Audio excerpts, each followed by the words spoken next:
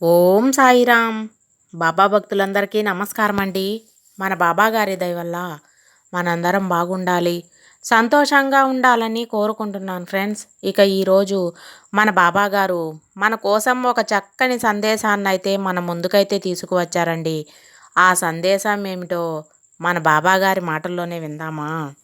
తల్లి, నిన్ను వద్దు అన్నవారే నీ దగ్గరికి రాబోతున్నారు.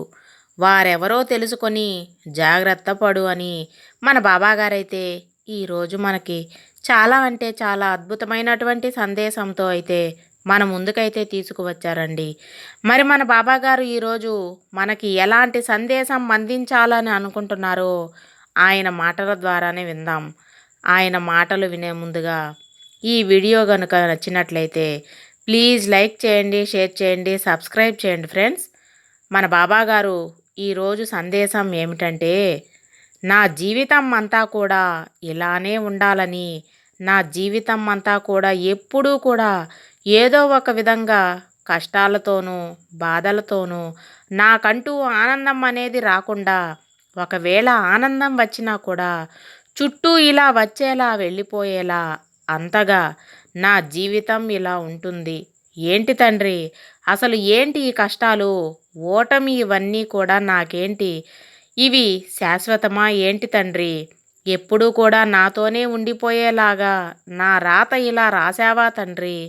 నీకంటే నా జీవితానికి ఇంతేనా బాబా? అసలు మారదా? ఎందుకు బాబా ఈ కష్టాలు? ఇక నేనేమి కూడా చెప్పలేకపోతున్నాను. ఈ కష్టాలకి అలవాటు పడిపోయానేమో అని నా మనసు అనిపించేలా నువ్వు చేయడం ధర్మమేనా బాబా? చెప్పు తండ్రి. నిజంగా నాలో కొత్తగా ఆశలు రావడానికి ఏదైనా సరే శుభవార్త వినిపిస్తున్నావేమోనని ప్రతిరోజు కూడా ఎదురు చూస్తూ ఉన్నాను. కానీ ఆ రోజు అంటూ అసలు వస్తుందా బాబా? అసలు నేను నిజంగా ఏదైనా ఒక శుభవార్త వినగలుగుతానా? నమ్మకం నాకు పూర్తిగా పోయింది. జీవితంలో ఎందుకంత అద్భుతాలు చూపించకుండా ఉంటున్నావు? ఎందుకు నా జీవితాన్ని హీనాతిహీనంగా మార్చేస్తున్నారు? చూడు బిడ్డా, ఇప్పుడు నా మాటలు వింటే నీ మనసంతా పూర్తిగా, అంటే ఏదైతే బాధతో నిండిపోయి ఉందో మరలా నీ మనసు తిరిగి సంతోషంగా ఉంటుంది. ఎందుకమ్మా ఇలా ఎందుకు బాధపడుతున్నావు? ప్రతి మనిషి కూడా ఎన్నో ఆశలు, కోరికలు, అలాగే ఎన్నెన్నో కలలు ఉంటాయి. అవన్నీ కూడా తీరాలని ప్రతి ఒక్కరూ కూడా కోరుకుంటారు. అయితే కోరిక లేని వారంటూ ఎవరూ ఉండరు. కానీ వారిలో కొంతమందికి మాత్రమే కోరికలు అనేవి నెరవేరుతూ ఉంటాయి. అదృష్టం తగులుతూ ఉంటుంది. మిగతా కొంతమందికి కష్టపడుతూ ఉంటారు. కానీ ఆ దక్కినటువంటి కొంతమంది అదృష్టవంతులు కూడా ప్రతిరోజు ప్రతి క్షణం కూడా సమయాన్ని వృధా చేయకుండా కష్టపడే వాళ్ళే. ఎవరూ కూడా ఊరికే కూర్చున్న వాళ్ళు కాదు. వారి జీవితం అనేది చాలా సంతోషంగా ఈరోజు ఉంటుందంటే నువ్వు కూడా వాళ్ళకి కష్టపడు తల్లి, కష్టపడు. ఒప్పుకుంటాను, నీకున్న మంచి సమయం వచ్చేసింది.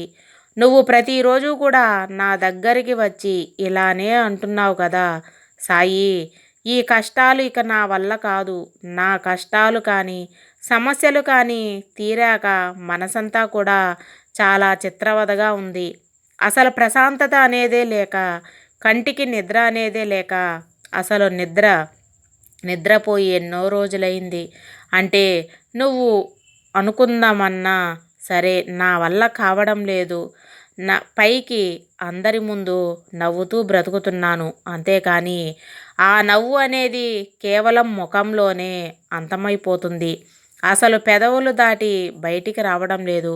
ఆలోచించి, బాబా, నువ్వు చూస్తూనే ఉన్నావు కదా ఏ స్థితిలో ఉన్నానో. నాకన్నా కూడా మీకే బాగా తెలుసు అని ప్రతిరోజు కూడా నువ్వు అడుగుతూనే ఉన్నావు కదమ్మా. ఇవన్నీ కూడా నేను అర్థం చేసుకుంటున్నాను తల్లి. అలాగే అర్థమైంది కూడాను.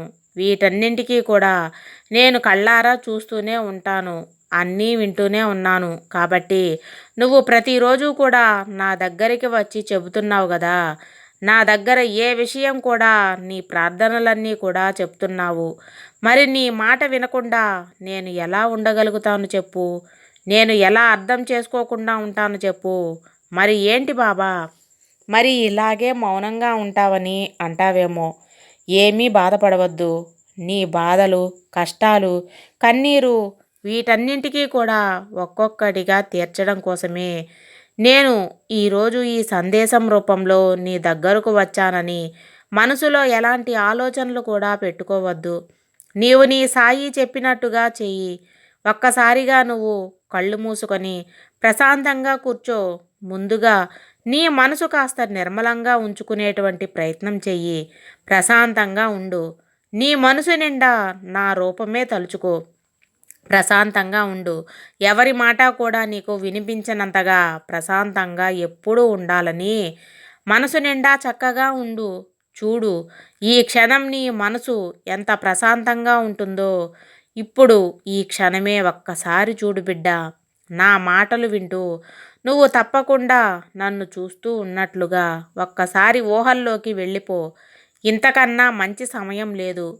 వెంటనే నీ జీవితం ఎంత అద్భుతంగా మారుతుందో తప్పకుండా నీ కళ్ళల్లోనైనా సరే నేను చూపించబోతున్నాను. సంతోషంగా ఉండు తల్లి.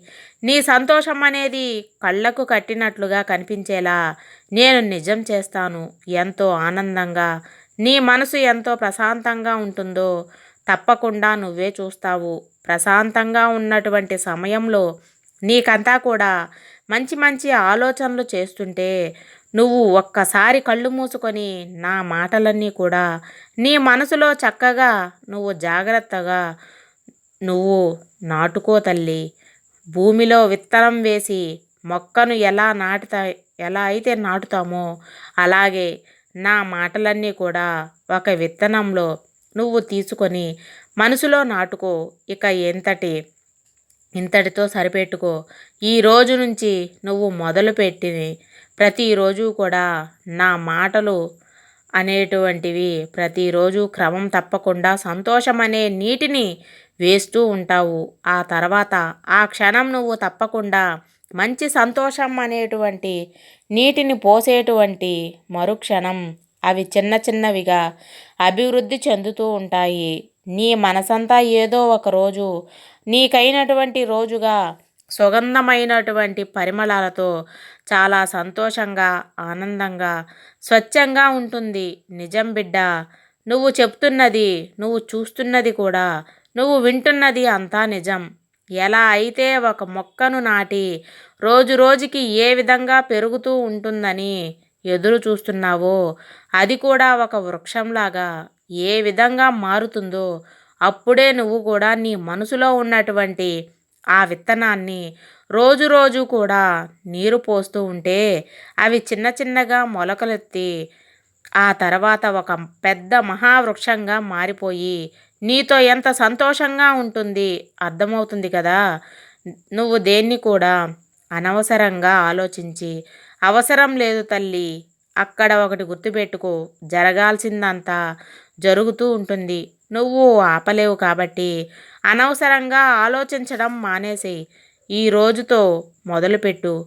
నీ ఆలోచనలన్నీ కూడా నీకు నీ నుంచి దూరంగా విసిరిపారే. అప్పుడు నీ మనసనేది ఎంత తేలిక పడుతుందో నువ్వే చూడు. నిజమే కదా బిడ్డ. నీ అభివృద్ధిని చూసి నన్ను వద్దు అన్నవారే నీ దగ్గరికి రాబోతున్నారు. నువ్వు కష్టాల్లో ఉంటే ఆదుకునేవారు ఎవరో, నువ్వు కష్టాల్లో ఉంటే నిన్ను దూరంగా నెట్టేసేవారు ఎవరో తెలుసుకొని, ఎవరు ఎలాంటి వారో నీకు ఇప్పటికే అర్థమయ్యిందనుకుంటాను. కాబట్టి ఎవరు ఎలాంటి వారో తెలుసుకొని జాగ్రత్తగా మసలుకో బిడ్డ.